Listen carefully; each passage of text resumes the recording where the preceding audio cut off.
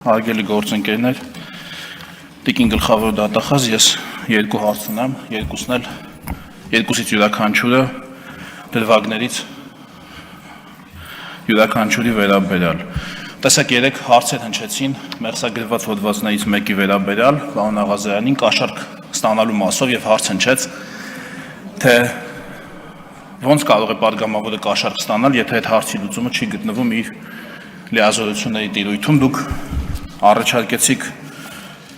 ուշադիր կարդալ 27-րդ էջը միջնորդագրի եւ ուշադրություն դարձնել 438 հոդվածին, այն է պաշտոնատար անձի նկատմամբ ունեցած ազդեցություն, շահադիտական եւ այլ շահագրգռվածություն կամ խմբայցարից ելնելով անձի նկատմամբ ունեցած իրական կամ ենթադրյալ ազդեցություն օգտագործելը, բայց սա հոդվածներից մեկն է։ Մյուս հոդվածը միևնույնն է վերաբերում է կաշառքին։ 435 հոդվածը դրվագներից մեկով վերաբերում է այդ դպրոցի պատմությանը եւ այնտեղ միջնորդագրի մեջ ասվում է. առանձնապես խոշոր չափերի կաշառք ստանալու դրվագով կատարված նախաքննությամբ պարզվել է, որ այսինչ ընկերության հիմնադիր նախագահ այսինչյանը ազգային ժողովի թերգումարման պատգամավոր Հովիկ Աղազարյանին խնդրել է ուշադրություն իր լիազորությունների շրջանակում միջոցներ ձեռնարկել այսինչ դպրոցի վթարային վիճակում գտնվող շենքը քանդելու, այդ հողատարածքի մի մասի վրա դպրոցի նոր շենք կառուցելու, իսկ մյուս մասը այսինչ ընկերության անհատույց տրամադրելու համար։ Այստեղ ինձ մոտ հարց է ծագում, ոնց կարող է պատգամավորը իր լիազորությունների շրջանակում միջոցներ ձեռնարկել այս հարցի լուծման համար։ Միջնորդագրի տրամաբանությամբ իր լիազորությունների շրջանակում միջոցներ ձեռնարկելը գրություն գրելն էր, այսինքն Հովիկ Աղազարյանը ըստ միջնորդագրի գրություն է գրել Քաղշին, գրության բովանդակությունը չգիտեմ, ենթադրում եմ, որ առաջարկել է, որ ահա այսպիսի մի ներդրող կա կամ չգիտեմ, մի այսպիսի վթարային շենք կա, առաջարկում եմ անել այսպես կամ այնպես։ Ես չգիտեմ, այս հատվածը, այս գործողությունը մենք ինչքանով կարող ենք տեղավորել պաշտոնական անձի լիազորությունների շրջանակի մեջ, որովհետև այդ գրությունից միևնույնն է, ոչ մի բան կախված չէր կարող լինել եւ ինչպես ցույց են տալիս գաղտնալսումները, կախված չի եղել։ Այդ մարդիկ ասում են, դե ինչ է, սովորական պատասխան է տվել, դա մեզ ինչ, ոչ մի բան չի փոխում, գրություն է գրել ես նայել, ինչ որ բան է պատասխանել, կաշառք ստանալ, ես հասկանում եմ, կաշառք կարող է ստանալ այն պաշտոնատար անձը, ումից կախված է, ում որոշումից կախված է տվյալ հարցի լուծումը, ես այդպես եմ հասկանում։ Հակառակ դեպքում, եթե մենք պատգամավորի գրություն գրելու լիազորությունն էլ տեղավորենք կաշառք ստանալու հանցակազմի օբյեկտիվ մասի մեջ, այդպես է կառավարության անդամներին հարց տալու իրավունք ունի պատգամավորը, բանավոր, գրավոր, ելույթ ունենալու իրավունք ունի, կարող է ստացվի, որ չգիտեմ,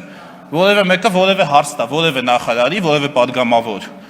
հետո պարզվի, որ այդ հարցի վերաբերյալ միտեղ կար մի ինչ-որ քրեական գործ, ես չեմ ասում, որ էսա դեպքը, ամենևին, ես խոսեմ կոնկրետ այս հոդվածի մասին, ես չեմ ասում,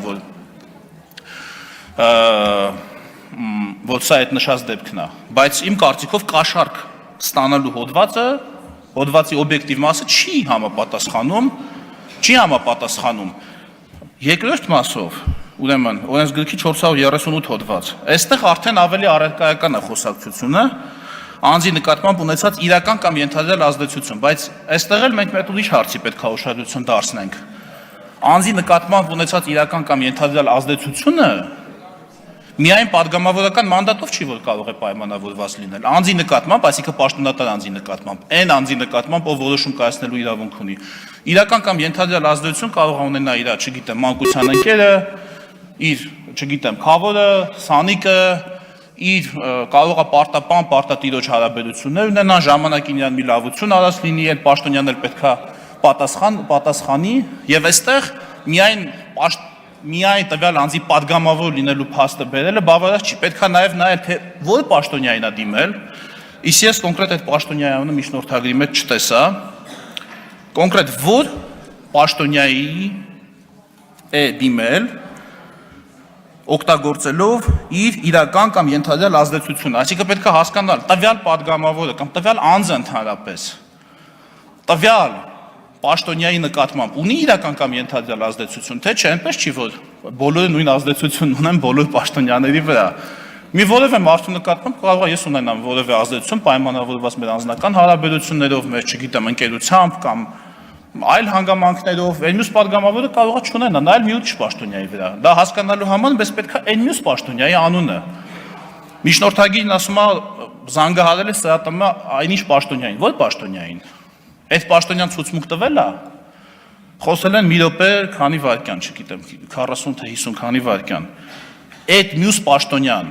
արդյոք ցուցմունք տվել է, եկել ասել է, որ այո, Հովիկ Աղազյանը ինձ զանգահարեց եւ ինձ խնդրեց անօրինական կամ օրենքը շրջանցող բան անել։ Որտեղ են, որ ինքը զանգահարել է ՍԱՏՄ պաշտոնյային։ Պարոն Աղազյանն էլ չի մերժում, ասում է, հա զանգահարել եմ, պարզվել է, որ դա հնարավոր չի անել, այդ մարդկանց էլ ասել եմ, չէ հնարավոր չի անել, կներեք։ Այսինքն այստեղ պետք է այն մյուս կողմին մենք լսենք, այն պաշտոնյային, որի անունը այստեղ չկա, ում նկատմամբ պարոն Աղազարյանը ունեցել է իրական կամ ենթադրյալ ազդեցություն, որն էլ հա օգտագործելով նպատակ ունեցել գումար վերցնի եւ այլն։ Կխնդրեի ես երկու հարցին անդրադառնալ։ Հարց համար առաջին. կաշառք ստանալու հոդվածի օբյեկտիվ մասում, որ արարքն է դրված, քաղշին գրություն գրելը, սա է, քաղշին գրություն գրելը։ Մենք համարում ենք կաշառք ստանալու հանցակազմի օբյեկտիվ մաս, սա մեկ, եւ երկրորդը, որ պաշտոնյայի նկատմամբ է, արդեն երկրորդ հոդվածով, որ ՍԱՏՄ, որ, այսինքն ոչ թե անունը ասեք, այլ ասեք, որ դուք գիտեք այդ անունը եւ այդ մարդը կա գործում եւ ցուցմունք տվել է կամ դեռ չի տվել, պիտի տա, որ